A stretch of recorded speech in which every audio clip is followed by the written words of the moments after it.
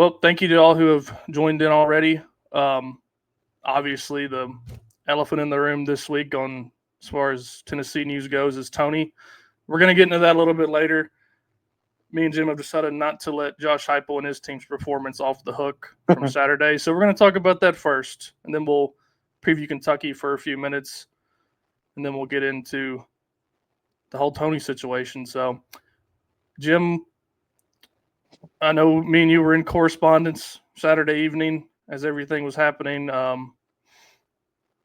And, it's a real shame because I'll give my thoughts on the game first. I normally let you do it first, but I'll give mine.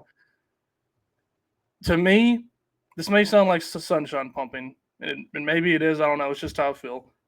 To me, that was two pretty evenly matched teams, and both teams did what they do best. Alabama won the game, and Tennessee made stupid mistakes to lose it while they were on the road. That's what happened. So, what were your thoughts?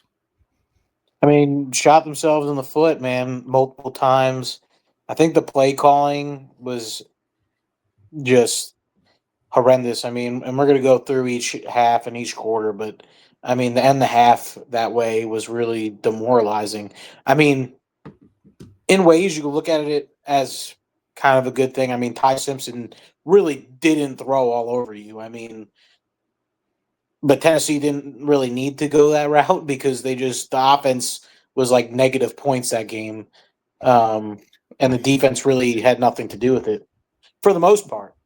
Then we could talk about Tim Banks on 3rd and 2 dropping the secondary 10 yards back, leaving a tight end wide open for like a 10 to 15 yard gain. So I mean, Tim Banks is a whole topic today, and we'll get into it after we talk about the game, obviously. But I mean, Tennessee did what Tennessee normally does when they go to Tuscaloosa.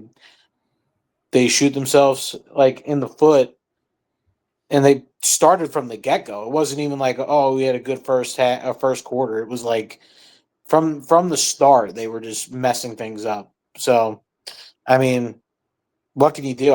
This was the one year that I could have seen you beating Alabama on the road, but not this year. We'll have to wait another 2 years to have an opportunity to do that. Yeah. Like you said, the silliness started, right from the rip. I mean, we get like 8 yards on our first play, a nice out to Brazel. Second and short, you pretty well think you're going to get that first down, and then we false start. Second play of the game. You get back to 3rd and 1, you run just a run play up the middle from under center, and you get stuffed, and there's your 3 and out. I mean, that's not what you wanted, and then you pin Alabama deep. And by the way, Jackson Ross had an incredible game, but it didn't matter. I mean, every time we pinned them down there, they went 90-plus yards and scored. So, and I'll get into more on that later, but you had them 3rd and 12 on their first possession. You almost got a safety. Simpson eludes the rush and gets it to a wide open guy. And, it just goes from there. I mean, and then the defense, they get their feet under him. They get a couple stops in a row. We end up scoring. And we end up stopping them again and get the ball back. I'm like, okay, we're in business now. We're in the second quarter. We haven't gone under yet. And then we get an offensive pass interference that pins us back. And then Joey, for whatever reason, does not take 2 wide open checkdowns and takes a safety, and the game unravels from there. I mean, and it didn't really have to, because like you said, we had the drive before halftime, and then it really unraveled on the pick six. I mean, but like I said off the top, there's 2 or 3 plays that if they go different, this is a dogfight in the fourth quarter. I mean, and I know that's most of the time the case in the SEC, but it seems to be just a trend for us to shoot ourselves in the foot on the road. Like I said, it's what we do. I mean, I don't know how to fix it except line up and try again when you got another big opponent in their own building. I mean, as far as, the rest of this year, I have a lot of ideas in the offseason, but,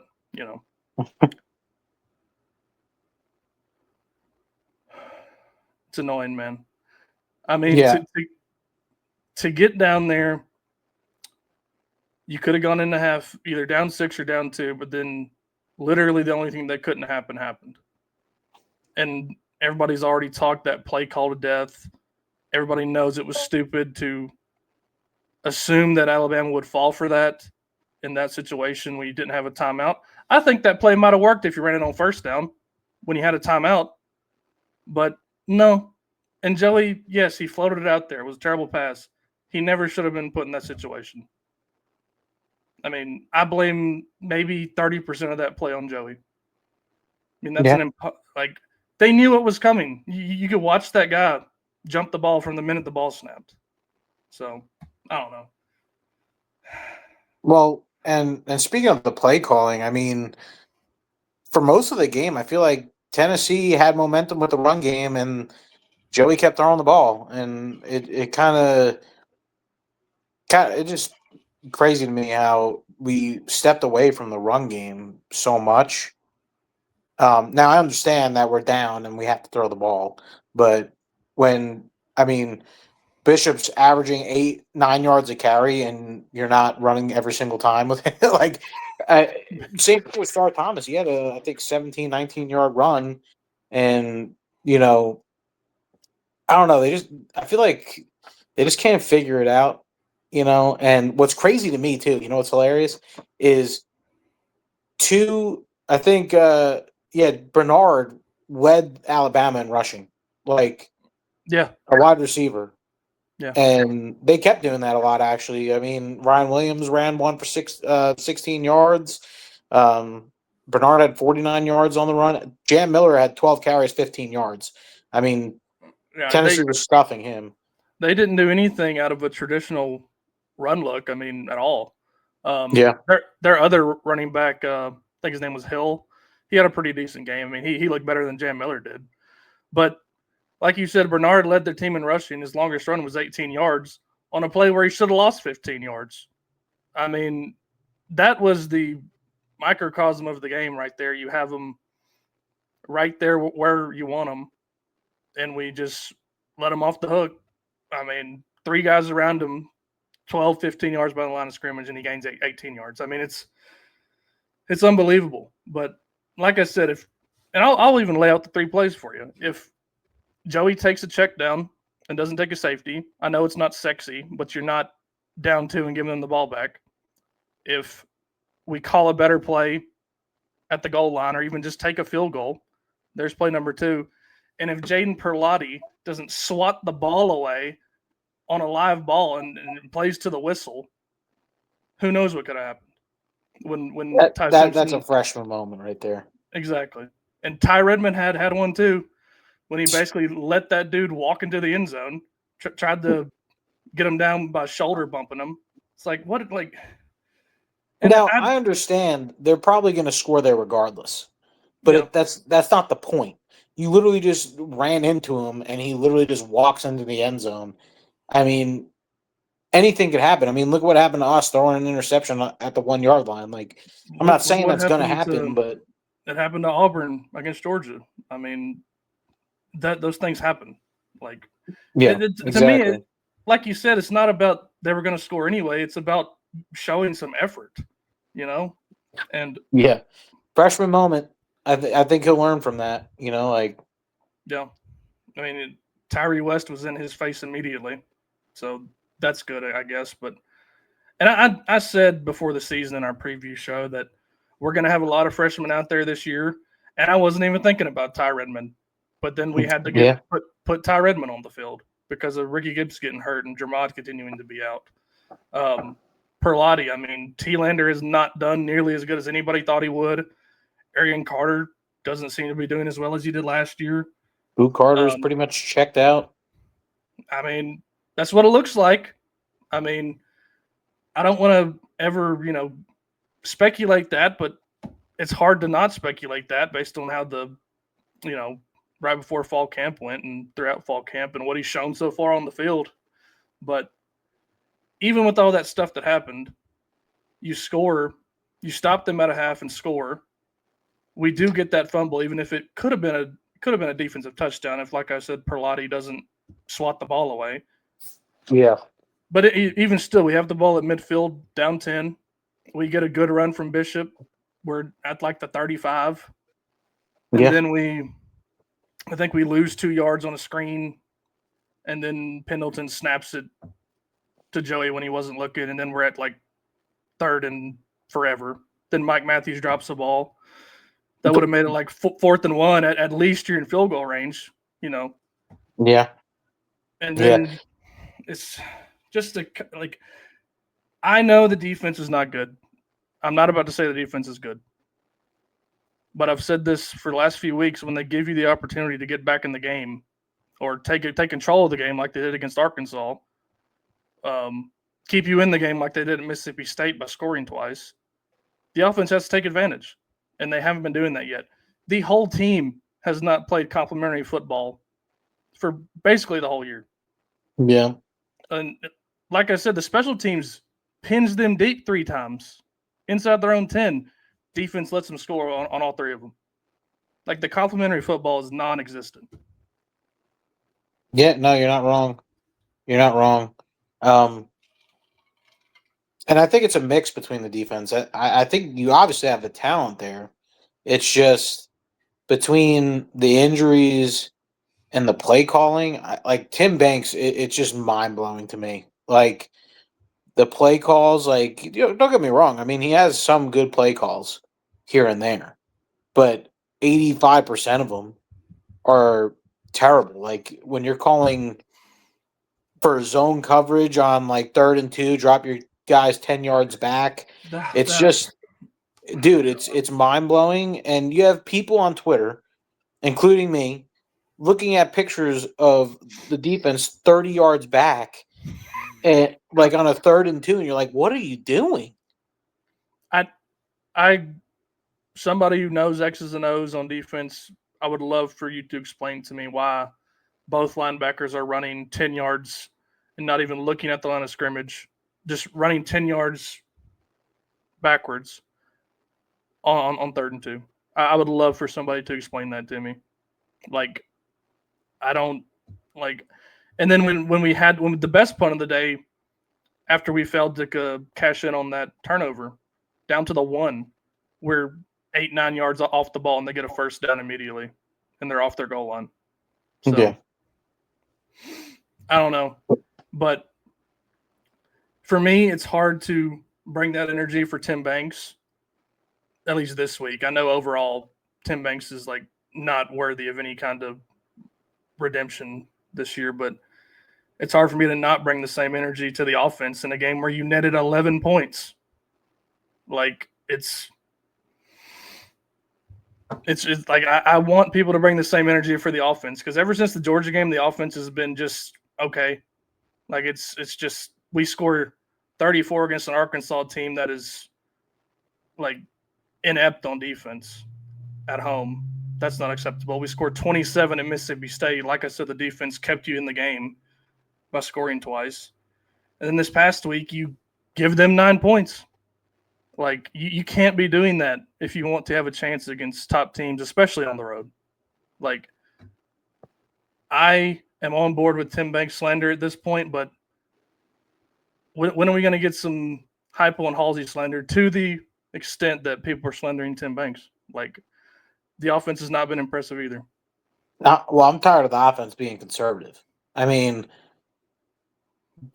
Tennessee, I mean, and we're talking Hendon Hooker days, like, they were light speed, dude. Like, it was, like, even on a bad play, they were light speed on the ball, not giving the defense an opportunity to get set. And that's what created the offense. Was the defense not being able to get set, not being able to breathe, all those fake injuries that they had to do to get, past that. It's like Heupel has slowed the offense down, because at one point you're thinking, oh, it's Joe Milton. He's not like Hendon Hooker. Oh, it's not Nico. Nico can't do the offense as fast as that. Oh, Joey. And then Joey can't, he could throw more. Let's throw a little bit more, be a little bit more. I don't understand it, but I feel like that's such a difference between this year's team and 22 and 23 and 24. Like it's just the tempo has Yep. gone way down.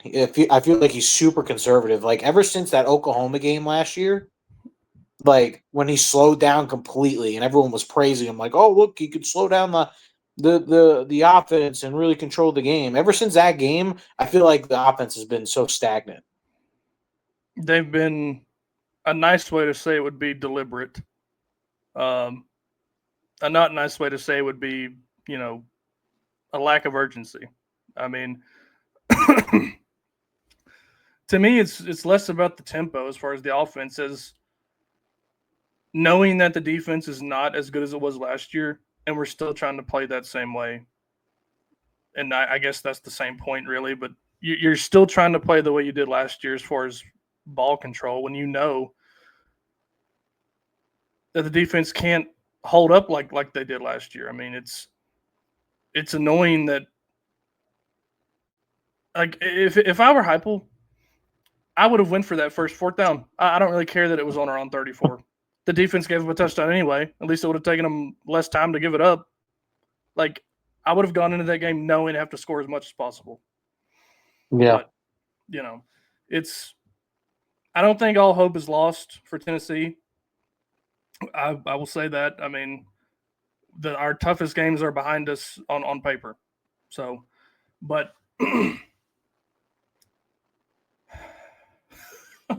it's just hard to not be a little negative right now after what we just saw. I mean, like I said, we went down there with, I think, comparable talent. And if you want to call me crazy, that's fine. It was 4 offensive touchdowns to 3 offensive touchdowns. And if it wasn't for giving them 9 points, it's a game in the fourth quarter. Like, we beat ourselves. And I don't know when we're going to stop doing that on the road. That's why it's annoying. Like you said, I think we had a chance to beat them down there this year if we just didn't go in there and shoot ourselves in the foot over and over and over. I mean, and props to Alabama there too, but they didn't make those mistakes. No. And I get it, they're the home team, but they didn't make any mistakes. Mm-mm. And they controlled the game. Once we gave them those points, they controlled the game from there. Yeah. And I'll give the team some credit for coming out with a little fire early in the third quarter, but once we didn't take advantage of that fumble, the game was over, especially when they went down and scored and made it 30-13. I mean, yeah. And that's why the pick six was so backbreaking. I mean, it could have been a 16-10, 16-14 game. And if you get that stop at halftime and score, now you're ahead. But no, not how it went down. But like I said, I still have confidence that they'll, have something for the last 5 teams on the schedule. I mean, and really before the year, it looked a lot less scary than it does now. I mean, Oklahoma's competent and it looks good. Vanderbilt is in the top 10, and Florida has gotten rid of Billy Napier, so you never know what's going to happen. But I don't know how confident I am in them, like, being a true test besides the whole we haven't won in Gainesville for 20 years. But Oklahoma and Vanderbilt scare me, man. I mean, there's a chance that this could be a 8-4 season if we keep doing the same stuff. I mean, those teams are. You could lose 5 games here. Well, you play New Mexico State. No, I mean. Oh, you mean you're saying that we could only beat Kentucky and New Mexico State? No, I'm saying that could happen. That could happen. Yeah. I mean, I agree if we keep doing the same stupid stuff, yeah. Because Oklahoma's not like, I hate to tell you, like, if Oklahoma's a night game, if it's not a night game, I feel like, I mean, I understand Neyland Stadium is going to be popping regardless, but like the night game, I think you need that for the Oklahoma game, to be honest, because 1.5 point favorite, that's what you come out as. I mean, they're pretty much saying Oklahoma's defense is going to stop you enough to where, it's a problem. And I mean, John Mateer, I mean, he's a good quarterback, quarterback. And we'll talk about, them as time comes, but you got to get past Kentucky, and you're playing a night game in Lexington, which they just played Texas well. I know we don't think Texas is that powerhouse that everyone thinks they are, but I mean, they played them tough, and Yeah. Tennessee does. I mean, they've the track record of stuff at Lexington is a little bit funky during the hype era, but Yeah. I mean, the two times you've been up there, it's been one possession wins. I mean, yeah, it's come down to the wire both times. It would be nice to go up there and have a game where nobody is, heading to the heart, doctor Sunday morning. Like it's. I would like to have an SEC game where it doesn't come down to the last possession. Like, oh yeah, can we have that against the worst team in the conference, please, Josh Heupel? yeah. Go be aggressive. What do you have to lose? Go be aggressive. Well, that's what Kentucky would love for us to go in there and slow roll and be deliberate on offense and play zone the whole time. Like they would love that. Oh That yeah, like we need to go in there guns a blazing and say, we may have lost to Alabama, but we're not going to lose to Kentucky. Like we need to go in there and show them that you're still Kentucky, we're Tennessee, we're going to beat you, and we're going to beat you by a lot. And I think we can if they just eliminate the mistakes. Like that's why it's so frustrating. I know I've already said that, but that's why it's so annoying when we go on the road. We're not getting beat or in close games because the other team is, outplaying us. We're handing it to them. Against Mississippi literally State. yes. Against Mississippi State, we were handing it to them. Against Alabama, we handed it to them. Silver platter. And if we don't hand it to Kentucky, I think we can win by 3 touchdowns or more. But history tells us we're going to give them a few chances to be in the game. So I hope it doesn't happen. Now, and do you think? I mean, I expect Kentucky fans to be at this game, not overly hyped because obviously Yeah. they're probably checked out at this point because this is a Kentucky team that's worse than last year when it comes to record wise and all that. So, but I mean, it's the beer barrel. We hate each other, so I expect them to show out. So if Tennessee goes up, 2-3 scores at halftime, they'll be gone, and you could roll easily past them. But if you let them stay in it, I mean, Yeah. those fans are they. Hey, Kentucky wins, you're out of the playoff for sure. So they want to Yeah. play spoiler. So I mean, I'm sure the fans want to play spoiler too. I mean, they're going to show up. So Yeah. 100%. This week, going up there, I want David Sanders in the game the whole time, please. For the love of God. Sham had that first false start. Sham got blown up on a sack early in the game. I think David Sanders is ready. I mean, his I don't pass think grade was phenomenal. yeah, yeah. Um, I think it's time. I mean, Yeah, that's move Perry over. yeah, 100%. Kentucky can't. Their scoring offense is 103rd. Their scoring defense is 82nd. This is a Tennessee, game. we need to win by 2 touchdowns at least. Like, Yeah, I mean, to go up there and have a close game with as fragile as the fan base is right now, everybody is waiting to crash out at any moment. And including me. that was before all this Tony stuff happened. Oh yeah, no one's even focused on Kentucky right now. Yeah, that's the crazy thing about it. That's why I want to talk about football first. Because Tony Tuesday, it's been talked to death today, but we need a game to set everybody's spirits, back in the positive direction. So, what are your thoughts on? I'll ask you this first. I we all thought Zach Calzada would be the guy this year. He obviously is not. Cutter Bowley, thoughts on him?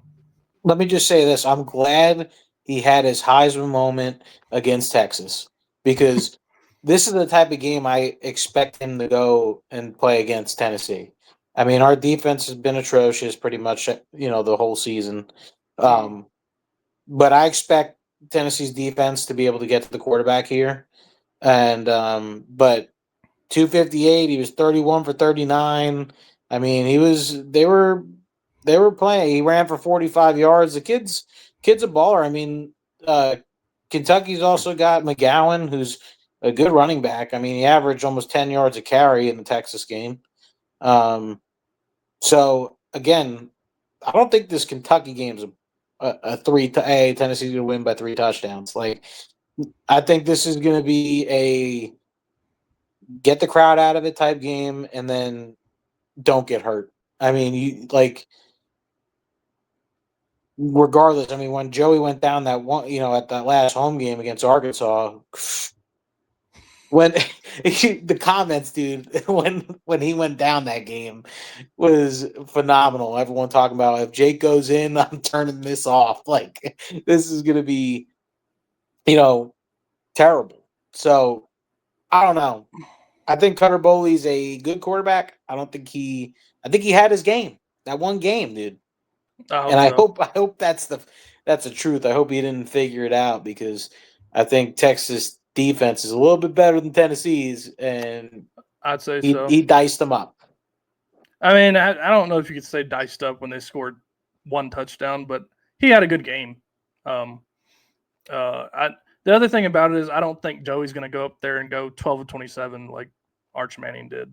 Arch Manning's just not good, dude. He's just not good. Yeah. So the only thing I'll say about Kentucky is they limit big plays pretty well. So we might have to have like sustained drives, which, like we talked about, we didn't really get big plays against Alabama. We didn't really get big plays against Arkansas. I feel like we've been conservative, dude. That's the problem. Yeah, I mean, and obviously maybe the other teams are taking off the deep ball, all this stuff, whatever. But we might have to have sustained drives, and that opens the door for shooting yourselves in the foot if you got to take more plays to get down there and score. So that's going to be the story of the game to me. I mean, it's really as simple as, if Tennessee doesn't make mistakes, they're going to win and win comfortably. If they do, it's going to be a game in the fourth quarter. Yeah. I don't think much more needs to be said about it, unless you have any more thoughts. No, I think we need to be a little bit more aggressive. I think we need to use the run a little bit more. And we know Joey could sling it, but go back to the roots, run the ball down people's throats, get the tempo going. And I think Tennessee is a good football team. I think they're a playoff team, dude. It's just like, you can't let those little mistakes, not little mistakes, you can't let those mistakes happen in these football games. You just can't. So if they could limit the mistakes, go in a road game, you're back at home after that, and everything's in front of you. If you go home, go stay healthy, everything's in front of you after this game. So hopefully it's a night game too. That place is going to be absolutely rocking for that Oklahoma game. Yeah. I mean, I think we'll have a great home field advantage in that game either way, night or afternoon game. But night game would be a lot more fun, and it would be a lot more hostile. So, yeah. I think that's all I got for football. I mean, it's really just get this game out of the way, take care of business. Don't have any more injuries, and fire Tim Banks. Yeah. At some point, I think that's going to have to happen. So, I agree with you. Yeah, well, that's good. I don't know too many people who are not on board with that yet. But moving on to the toast of the day in Knoxville, Jim. Really the toast since Saturday afternoon. Tony Vitello in limbo between us and the San Francisco Giants. Has remained with the team, practicing, scrimmaging, having meetings, still doing his job, which I don't know if that's a good sign or not. I would say it's a good sign that he's not just not doing anything. I would say the longer this goes, the better it is for Tennessee. I mean, to me, that the fact that he's even considered this for this long, because Jeff Passan said it was 24 to 72 hours. We are now past 72 hours. I think that's a good sign for Tennessee that it's taken this long. I mean, it means a lot to me that there's 30 MLB jobs. This is a once in a lifetime. It's literally never happened for a college coach to get this offer. and he's still thinking about it, according to all reports. So, what are your thoughts on the whole situation? I mean, nothing as a bigger compliment to Tony Vitello. I mean, he would be the first college baseball coach to go straight from college to a major league GM spot. So, I mean, it's a compliment, but Danny White's got to do something because you cannot let your one national champion coach since he's been here just slip away. I mean, and the fans obviously don't want it. I don't think the boosters want it. I think I don't. It's not a money thing to me. I don't think it's a money thing. I mean, do you? I don't think it is because I think Tennessee can match whatever I the Giants plan on giving him. I don't think the whole Denny White deal. I don't think any of this has to do with funds being diverted to the women's program. I don't think it has anything to do with his compensation. I really think it's just as simple as he has an opportunity to make history and be one of 30 MLB managers. And like you said, it's never happened for a college coach. I mean, he would be a trailblazer. And if he turns down this one, he probably never gets that opportunity again. I don't think so. I don't think that's true. I mean, it would like to just picture it like this: you get the offer, you think about it for 3+ days now, and then you turn him down. You think another MLB team would want to do that if he does decide to stay? I think if this is a different Major League Baseball team, Tony would be gone already. I mean, I truly believe that. you're talking about St. Louis, I would imagine. No, not even that. I think if it's St. Louis, I think if it's Atlanta, I think if it's the New York Yankees, I think he's gone. But you're talking San Francisco, probably the worst state in all of the country. The worst state for tax benefits and cost of living, yeah. Well, not even the state. I mean, it's probably the worst city in the country at this point. And I mean, the Giants aren't a good baseball team. He's going to have to do what he did at Tennessee and start from the ground up, which is not easy in the major leagues. I mean, you need Dodger money to get to do that. Yeah. And I'm more nervous about if he does go and he fails and goes to Arkansas. Yeah, that's and goes to Arkansas because I mean DVH is going to retire eventually. Yeah. And nothing would make me more mad than him going to Arkansas and winning a national title. Like, yeah, at this point, I don't care if he goes, Danny White, your public enemy number one, dude. Like, I know. Go ahead. Go ahead. I was going to say. Yeah, you got it. You got it. No, I was going to say. I know what you're going to say. I know it's not all Danny White. I get it. But Danny White wants to hire his own guy, dude, and he doesn't really care about baseball like that. Listen. If this does go through with Tony and the Giants, and he decides to not just elevate Josh Elander, I would have a problem with that. I would 100%. I would 100% have a problem with that. And Elander, hey, listen, Josh, if you ever see this, I love Elander as a coach. He would be an absolute dynamite hire. I think he's a great recruiter, great guy. He knows the stuff. He's the third base coach already. I mean, he knows the game of baseball. And it's just, you don't want to see Tony go. I mean, he's embodied the Tennessee Volunteers. I mean, he is the king of Knoxville right now. Until Heupel wins a national title or Rick Barnes brings home a national title, he's the king of Knoxville. And he will forever be a king of Knoxville for bringing a title, and he's a powerhouse every year. Yeah. So I don't know. I just can't go with it's Danny White's fault if he does go, but just because of the opportunity and the history it would make and all the things that go with it. Now, I understand people would want a scapegoat. That's perfectly natural. I would be mad if he got. I wouldn't be mad at him. I would just be disappointed that he's gone because, like you said, he embodies everything that we love about Tennessee. He's embraced Knoxville and the whole state, really. But for Danny, I mean, like I said, I don't think it's about money. I really think it's just the opportunity to go. And I really think the notion that Danny is not invested in baseball because he may or may not have. I don't know who if it's confirmed or not. He may have diverted funds to the women's basketball program. He made him the highest paid coach in college baseball after the Natty, and he's building him, renovating the stadium. If that's not a commitment to baseball, I don't know what is. And if that's the reason Tony's leaving, I think that's disappointing to me. Like I mean that's just what I think about it. No, I mean you're not wrong. And don't get me wrong. Listen, I see people going at those Lady Vol haters. I don't think it's a Lady Vol hater. I think they're just trying to make sense of the fact that you have a national champion coach that if it's true that you're taking money from him to give to the Lady Vols basketball team, it just doesn't make sense.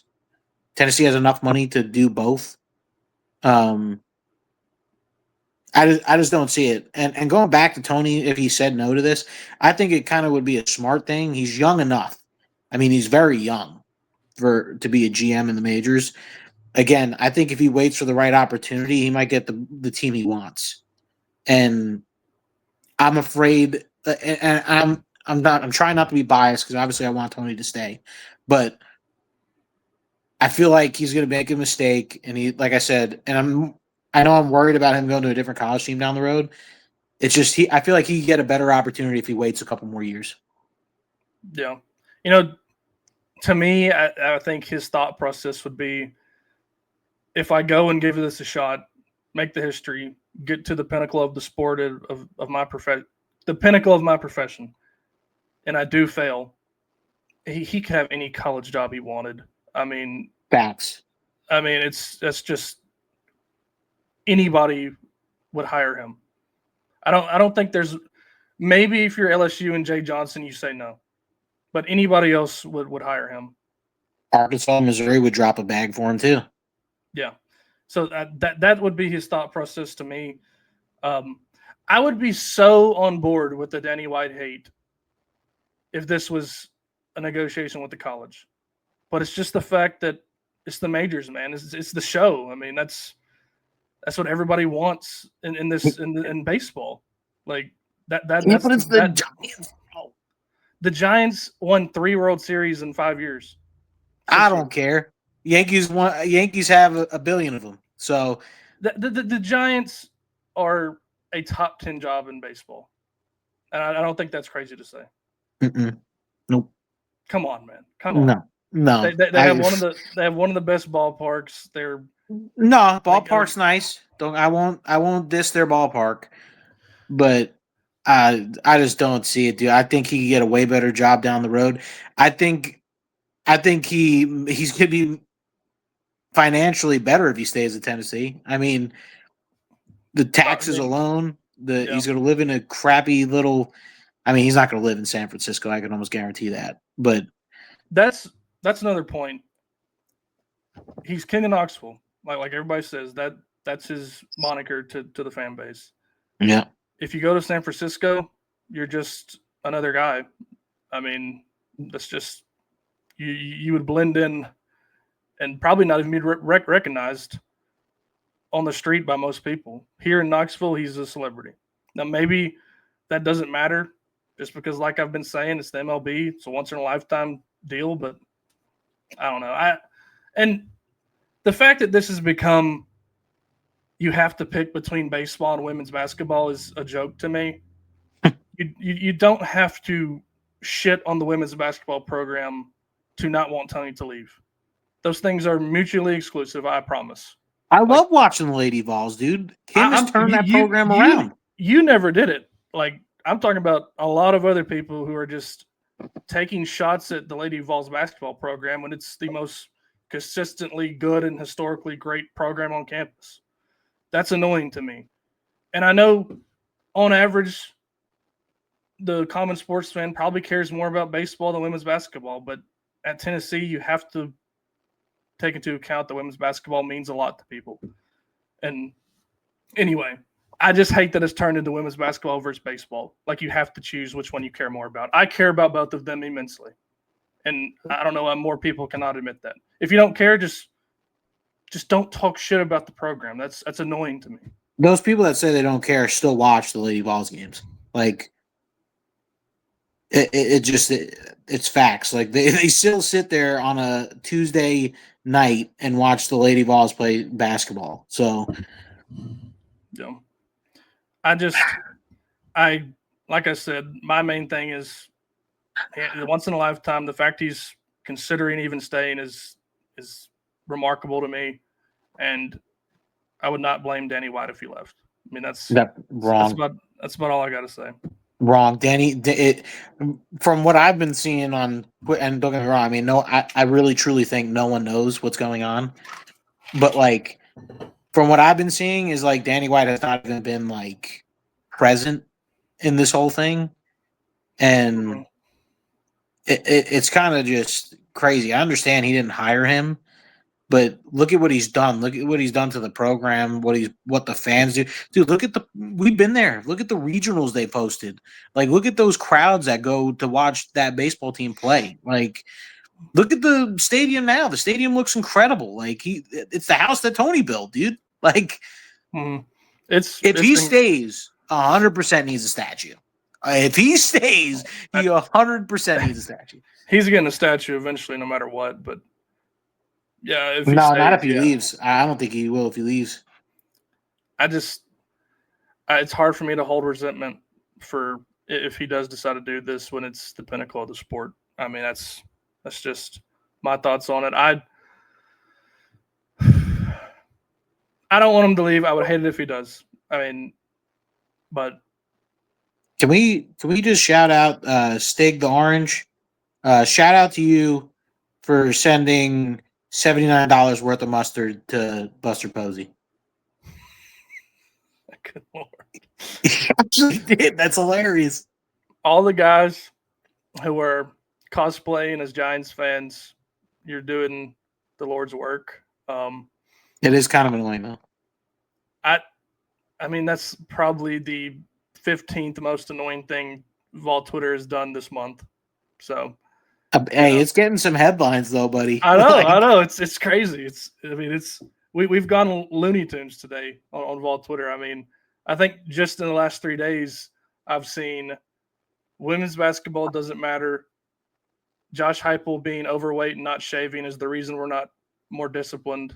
And that's so funny, dude. And Danny White needs to be fired. I mean, that's I'm kind of the ringleader with that one too, but Mike Wilson just posted 14 minutes ago saying, so Tennessee fans are making fake Giant fan accounts and sharing wild Tony Vitello edits and made up things to try and nuke San Francisco's pursuit of Vitello. We are in full unhinged territory on day 4 of the Tony V watch. Weigels is in on it too. Weigel said he could get whatever he wants for free. That's what the account just said. I mean, and now we're doing the Rick Barnes thing when he was considering the UCLA job in 2019. Local businesses are offering him free fruit for life. So we're off the rails. So it's Tony, honestly, like I'll give you $5 a week, dude. Like that's all I could afford. I'll give you $5 a week just to stay. Hey, Ryan, are you in on that? I'm in on $5 a week. I'm in on $5 a week for sure. Look at that. That's $10 a week just from us two. Let's just start a GoFundMe. You know. Listen, Valney. Listen, get Captain Bo on, and he'll get that rolling. The last thing I want to say is, as far as firing Danny White, I just would like for people to remember how we were feeling about the whole athletic department 5 years ago. The only program on campus worth even getting excited about was men's basketball, and even they had not hit their pinnacle yet.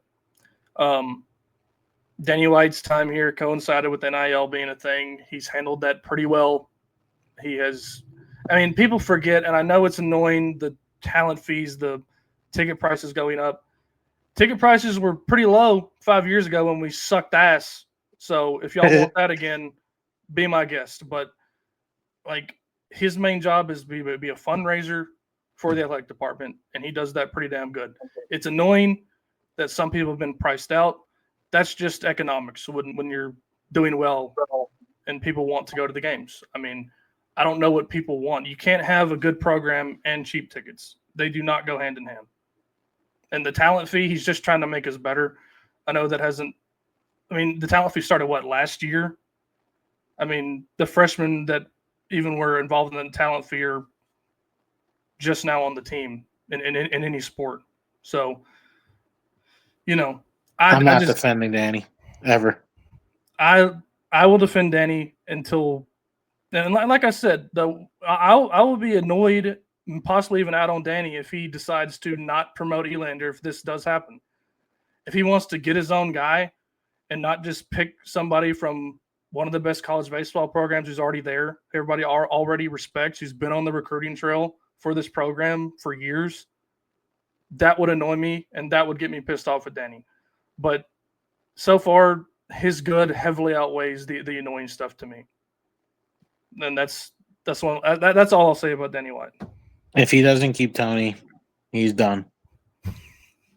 I promise you, nobody at Tennessee is thinking that. I'm just telling you that. I know, right but now. I'm thinking it. That's fine. I mean, like I said, people want a scapegoat, and I just don't think there's one necessary here. When it's, if we're being honest, this is not a lateral move as far as prestige and the position. This would be an upgrade for him. He would be a lot more nationally known. I mean, if we're being honest with ourselves. So, can we just say, like, what if Tony is just straight up being like the bully right now and just getting a bunch of money and a bunch of attention to this program? I mean, you know who his agent is? No, I'm not that into it. It's Jimmy Sexton, aka the most hotshot agent for almost any coach who's well known. That makes sense then. He's probably more busy with Lane Kiffin at this point with the Florida job open, but God, the coaching carousel everywhere is in play now. I mean, you got Tony Vitello and all those wannabe programs, So, yeah. I don't have much more tonight, man. Anything else you want to get off your chest? No. Honestly, last thing I'll say, anyone still listening, do everything you can. Every little post, I don't care if your post only gets 100 views. You hashtag keep Tony. We do everything we can as Vol Nation to keep this man. He is sacred ground here in Knoxville. And we would be terrible people if we let him go to San Francisco. Like, look how shitty that city is. Like, you're gonna let him go there? Like, he could get like stabbed or something over there. But here, free food, $10 a week for me and Ryan. I mean, you cannot beat it. I'm sure, honestly, Bryce might do it too. So it might be 15. It might be $15 a week, Tony. And I know you'll see this eventually because it's funny, but I'm dead serious. Send me your Venmo, bro. $5 a week. Last thing I'll say, I'll try to put a bow on everything we've talked about. Really, Tennessee shot themselves in the foot at Alabama. And it's a trend that needs to stop on the road. We need to take care of business convincingly against Kentucky for more people to get back on board with this team in the last 4 games after that. And if Tony does decide to make that move, I wish him all the best. I hope he does succeed in the MLB because I would hate to see him go back to college and be somewhere else. And finally, if he does leave, please, for the love of God, just promote Elander, Danny White. Because I think we would not be as good, but I think we could be a very respectable program and still make similar runs in the postseason with Josh Elander running the show. And that's about all I got to say. Thank you to everybody who's tuned in. If you didn't get to see the whole thing, it will be available on YouTube. Sub to us there. You can listen on Spotify and Apple Podcast as well. And go Vols. Go Vols, baby. Keep Tony. Hashtag keep Tony.